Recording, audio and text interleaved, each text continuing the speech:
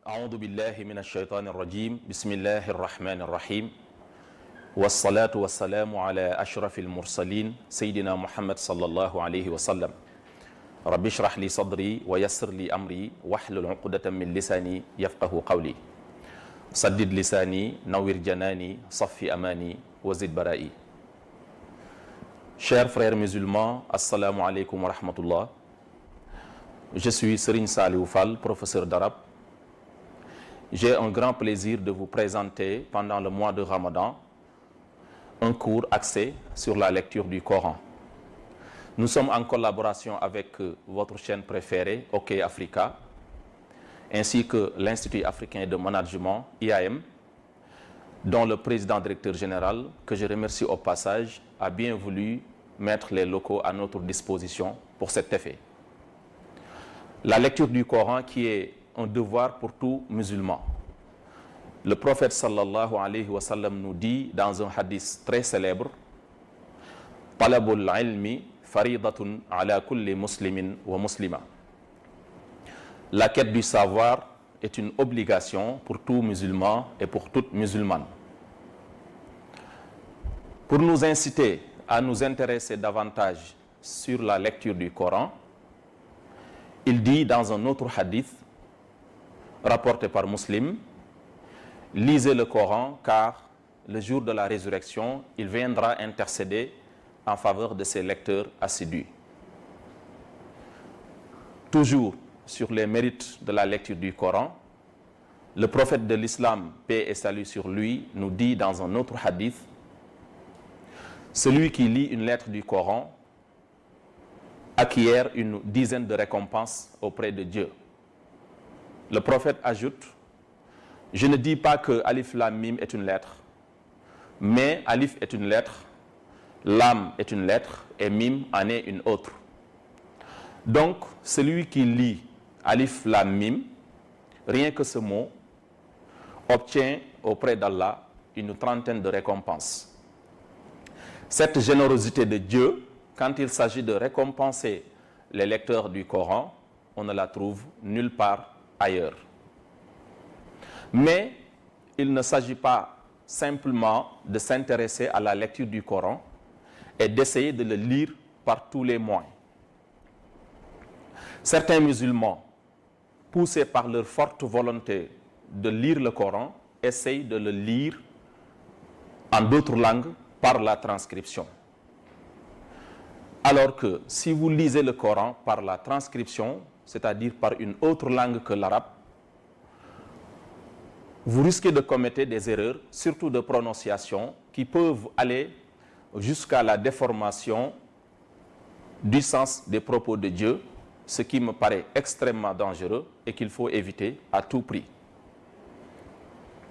Donc, si vous voulez lire le Coran de manière correcte, tel qu'il a été révélé sur le prophète sallallahu alayhi wa sallam, il faut le lire en arabe. Que votre âge ne soit pas un blocage dans cette affaire.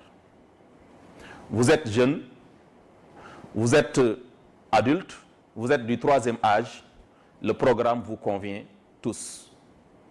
Et dans ce sens, le prophète sallallahu alayhi wa sallam nous dit dans un autre hadith: Talabul ilmi min al-mahdi ila al-lahdi.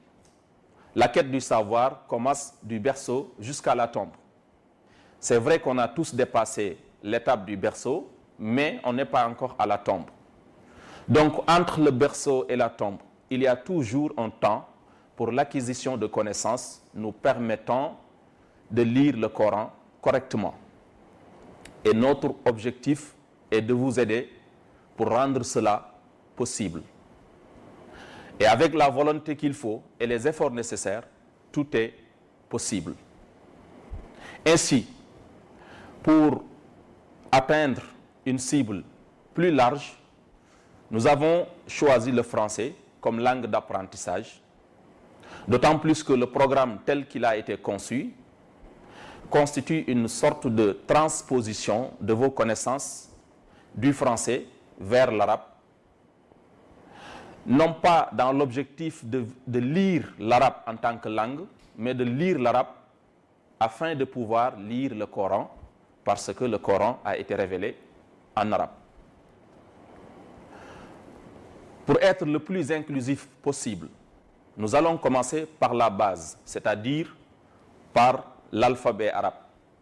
Mais puisque nous avons des séances de 25 à 30 minutes, nous allons diviser les 28 lettres de l'alphabet arabe en 4 séances. Division qui a été faite tenant compte du caractère physique et phonétique des lettres. Dans la première séance, c'est-à-dire celle d'aujourd'hui, nous allons étudier les 7 premières lettres de l'alphabet arabe. Dans la deuxième séance, nous allons étudier les 8 lettres suivantes de l'alphabet arabe. Dans la séance 3, nous allons étudier les 6 lettres qui suivent.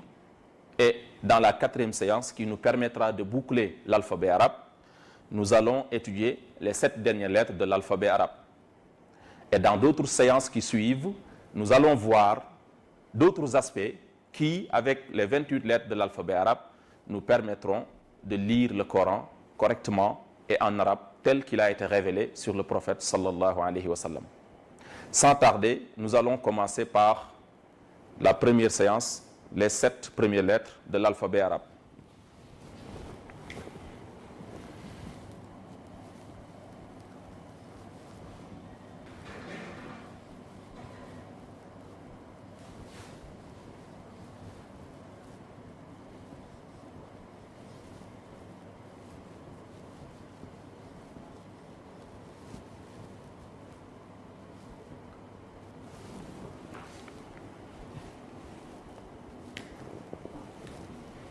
Pour la première lettre de l'alphabet arabe, nous avons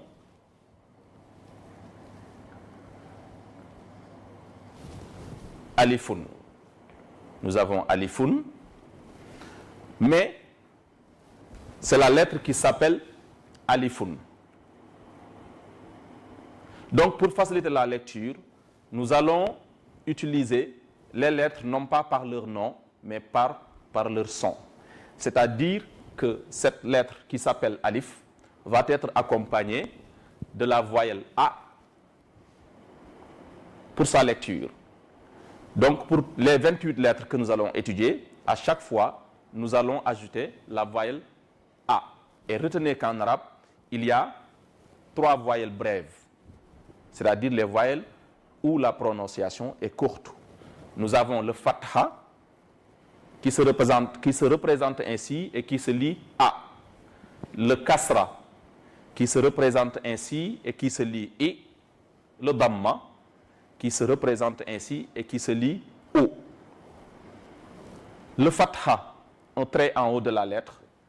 Le kasra, un trait en bas de la lettre. Et le damma, une sorte de virgule sur la lettre. À part cela, nous avons le sukun qui est une voyelle à part, la voyelle neutre ou bien l'absence de voyelle par rapport au français et que nous allons étudier dans une autre séance. Mais aujourd'hui, nous allons utiliser donc la première voyelle, le fatha pour toutes les lettres. Ce qui fait que si on met ici le fatha, on n'aura plus alif, mais on aura A. Donc on n'aura plus alif, mais on aura A. Mais c'est la lettre qui s'appelle alifun sans aucune voyelle. Maintenant, avec la voyelle A, on va le lire A. A. A. Et pour être plus pratique, nous allons mettre chaque son dans un mot simple, facile à retenir, pour qu'on puisse le lire avec une autre lettre. Pour le A, par exemple, nous allons utiliser un exemple. Ici, on a A, c'est la lettre qui nous intéresse. Ensuite, on a la deuxième lettre. On a la deuxième lettre de l'alphabet arabe, mais qui va être accompagnée de la voyelle I, c'est-à-dire le kasra. Comme ça, on va encadrer la lettre qui nous intéresse dans ce mot, c'est le A. c'est le A. Lié maintenant à la lettre Ba, accompagné de la voyelle I, on aura A, B. A, B. A, B.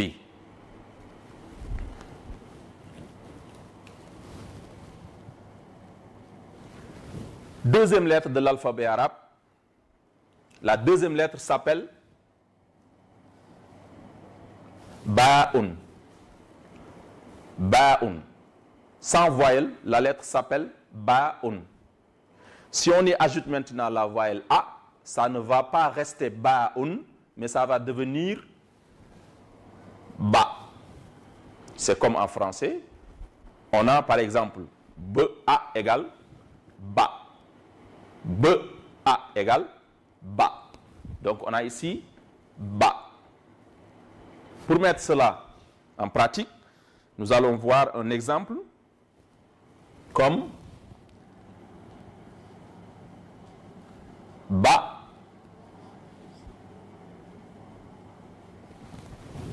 Kha. Maintenant, ce qui nous intéresse dans ce mot, c'est la première lettre qui est Ba, que nous avons encadrée en rouge. Donc ici, on a Ba, qui est lié à la lettre suivante, qui est Kha, parmi les lettres que nous allons étudier aujourd'hui. Donc ça va donner Ba, Kha. Ba, Kha. Maintenant, il y a un principe pour la liaison entre les lettres qui est général. C'est que toute lettre ayant une queue, au-dessus ou en dessous de la ligne, devra la perdre afin de permettre sa connexion ou bien sa liaison à la lettre suivante. C'est ce qui est arrivé ici à la lettre Ba'un. Ici, on avait une queue qui monte.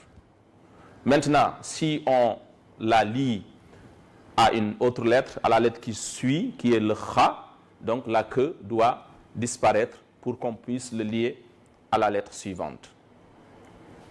Je répète, Ba, Kha. Pour la lettre qui suit, on a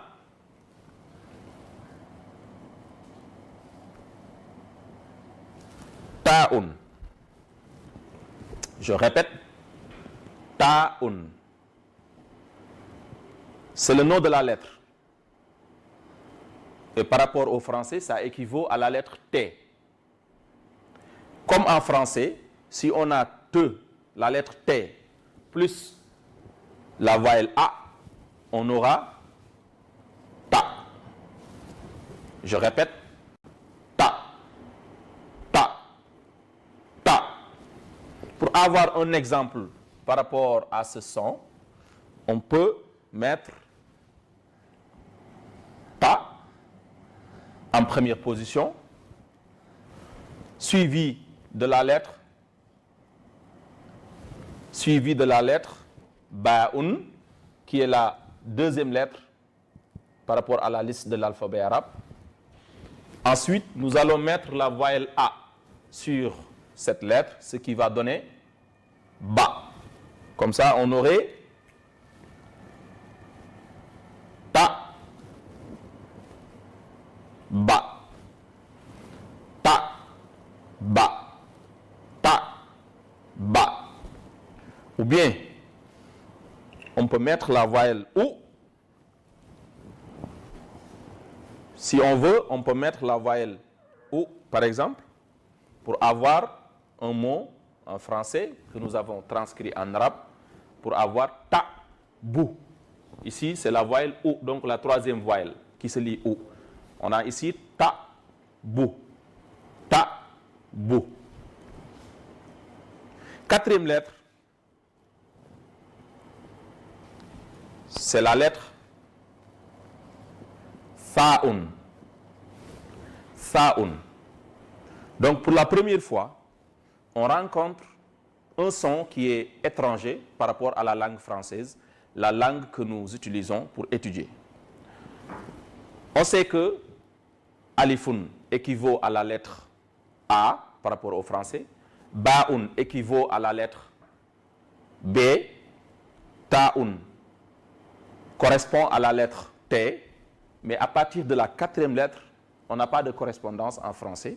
Et pour cela, il faut essayer de maîtriser la prononciation en arabe, la langue d'origine. Si on y met la voyelle A, on aura Fa. Fa. Et pour bien prononcer cette lettre, il faut mettre la langue entre les dents et essayer de dire ça en français. Je répète, pour bien prononcer cette lettre, il faut mettre la langue entre les dents et faire comme si on devrait dire ça. Comme ça, on ne va pas dire ça, mais on va dire fa, fa, fa, fa. Donc, c'est le fait de mettre la langue entre les dents qui va produire une différence entre ça et fa, fa, fa. En guise d'exemple, on peut mettre un mot arabe, fa, ba, ta. Et on va encadrer la lettre qui nous intéresse, c'est la première lettre, fa. Maintenant, la première lettre est suivie de ba, qui est la deuxième lettre de l'alphabet arabe, ensuite de ta, qui est la troisième lettre de l'alphabet arabe. Donc on a fa, ba, ta, fa, ba, ta. Cinquième lettre, par rapport à la séance d'aujourd'hui, nous allons avoir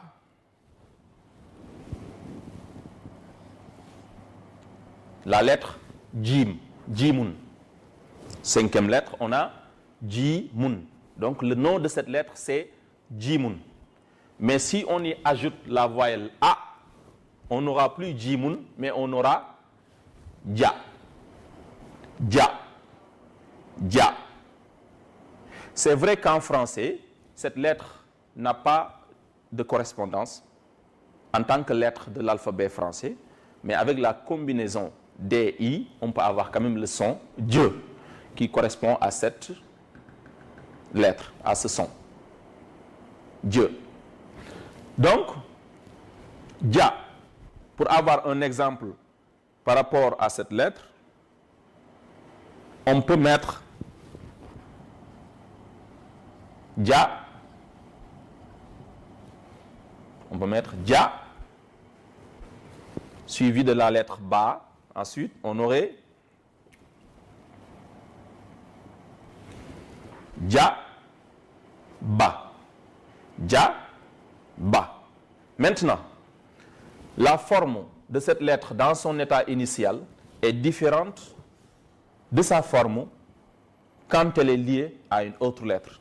Mais tout cela suit le principe dont je viens de parler tout à l'heure, c'est-à-dire le principe général pour ce qui concerne la technique de liaison entre les lettres, selon lequel toute lettre ayant une queue au-dessus ou en dessous de la ligne devra la perdre afin de permettre sa connexion à la lettre suivante. C'est ce qui est arrivé ici à la lettre Ja, qui avait une queue, et on l'a liée à la lettre Ba. Vous constaterez que la queue disparaît pour permettre sa connexion à la lettre qui suit. Comme ça, on a Ja, Ba, Ja, Ba, Ja, Ba. Sixième lettre, par rapport à la séance d'aujourd'hui, on a Ha'un. La lettre s'appelle Ha'un. Ha'un. Mais si on y ajoute la voyelle A, c'est-à-dire le fatha, ça ne va pas rester Ha'un, mais ça va devenir Ha. Ha. Ha. Et la lettre Ha correspond, par rapport au français, à la lettre H. Quand le H est prononcé, pas le H muet, mais le H qui est prononcé. Et pour avoir un exemple, on peut mettre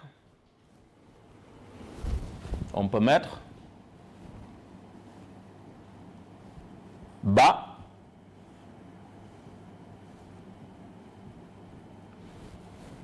ha, sa. On va encadrer la lettre qui nous intéresse, c'est la lettre au milieu, le ha, qui ici différent de sa forme originelle quand il n'est pas lié à une autre lettre. Cela suit toujours le principe général de la liaison entre les lettres, c'est-à-dire la disparition de la queue pour permettre sa liaison à la lettre qui suit. Ici, on voit que le ha a une queue qui descend. Ici, la queue disparaît pour qu'on puisse donc la lier à la lettre qui suit. Ici, on a ba, qui est la deuxième lettre de l'alphabet arabe, ha, qui est la lettre qui nous intéresse actuellement, et tha, qui est la quatrième lettre de l'alphabet arabe. La quatrième lettre de l'alphabet arabe. Donc, on a ha. Exemple, ba, ha, tha.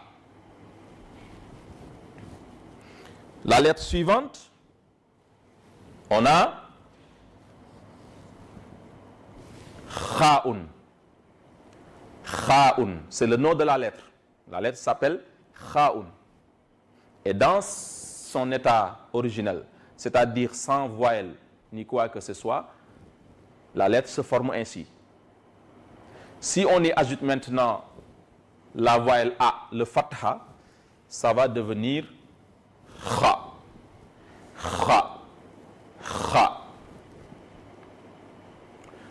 Et par rapport au français, ça équivaut à KH, à la combinaison KH. C'est vrai que KH n'est pas une lettre de l'alphabet arabe, c'est une combinaison, mais ça nous permet quand même d'avoir l'équivalence phonétique de cette lettre. Bien que le KH ou bien le Kh n'est pas français, mais dans nos traditions wolof, on peut avoir bel et bien le son Kha, avec des mots comme Kham Kham, Khalis, Khadim, etc. Et pour avoir un exemple par rapport à ce son, on va mettre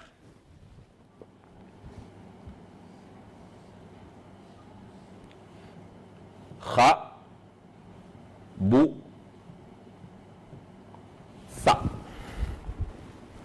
Ici, on va encadrer la première lettre. C'est celle qui nous intéresse par rapport à cet exemple. Kha, qui se différent ici de sa forme originelle, c'est-à-dire quand il n'est pas lié à aucune autre lettre.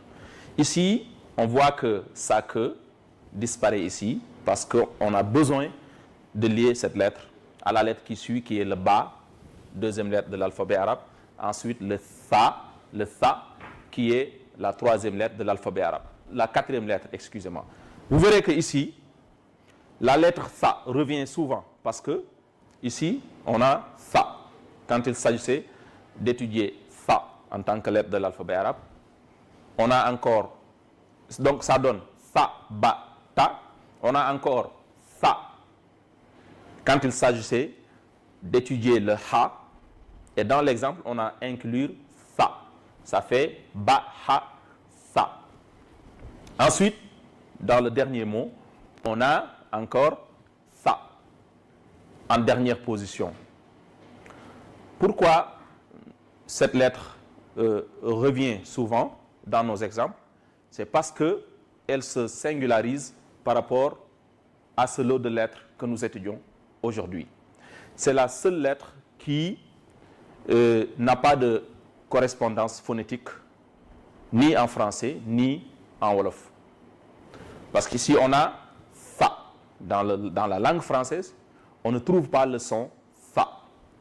Par contre, si on se rabat à l'anglais, on peut avoir son équivalent avec peut-être des mots comme something, think about, etc. Mais en français, on ne trouve pas son équivalence phonétique. Et il faut retenir aussi que pour bien prononcer cette lettre, il faut mettre la langue entre les dents et faire comme si on devrait dire Comme si on devrait lire SA, ça.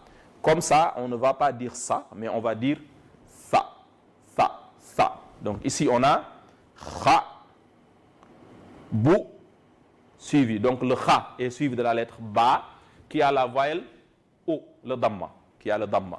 Donc ça fait kha, bou, sa. Kha, bou, sa.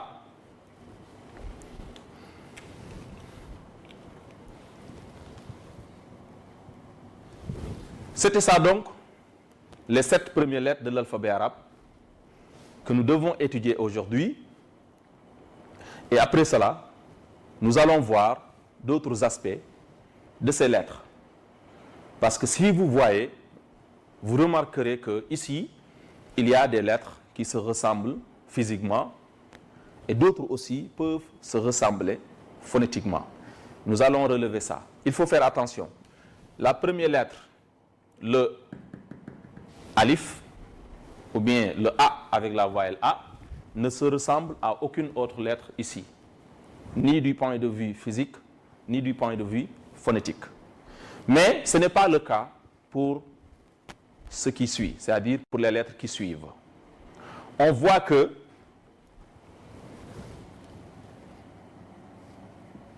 ba,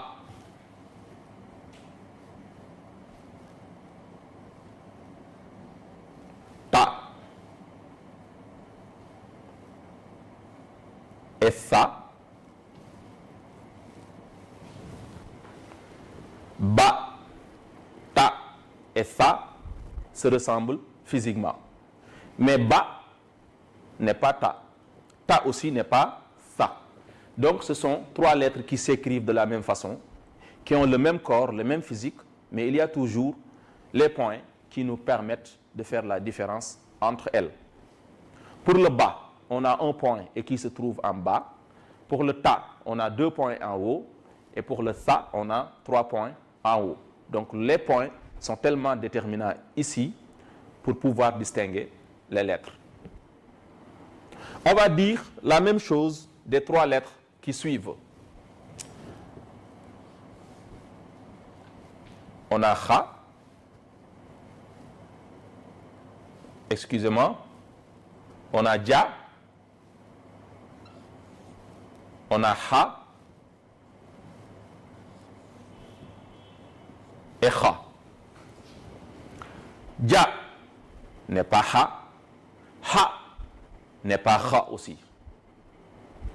Il y a toujours les points, soit existence de points, l'absence de points pour la lettre au milieu, ou bien la position des points par rapport à la première lettre et à la dernière lettre.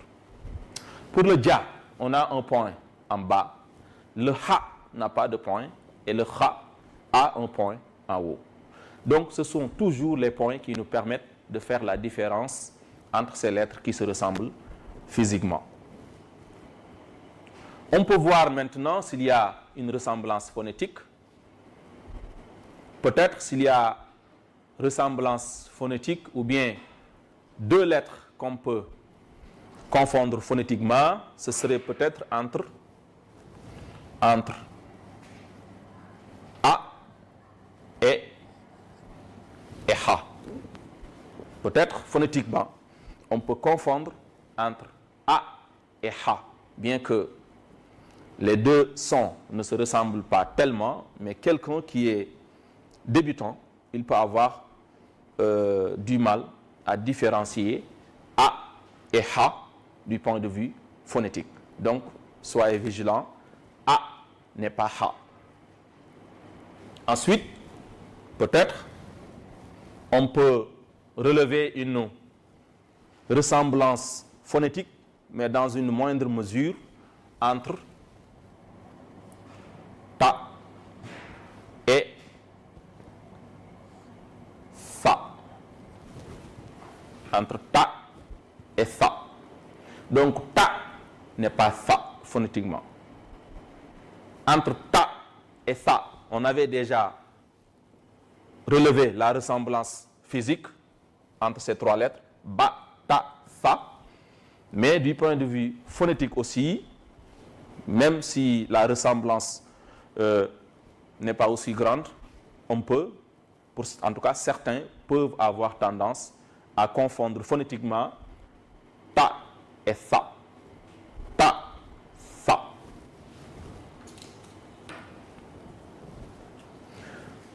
Voilà, mesdames, messieurs, chers frères musulmans, chers apprenants en ligne, la première séance, celle d'aujourd'hui, qui a été axée sur les 7 premières lettres de l'alphabet arabe. Et dans la séance qui suit, Inch'Allah, nous aurons les 8 lettres suivantes de l'alphabet arabe. D'ici là, portez-vous bien et bonne continuation.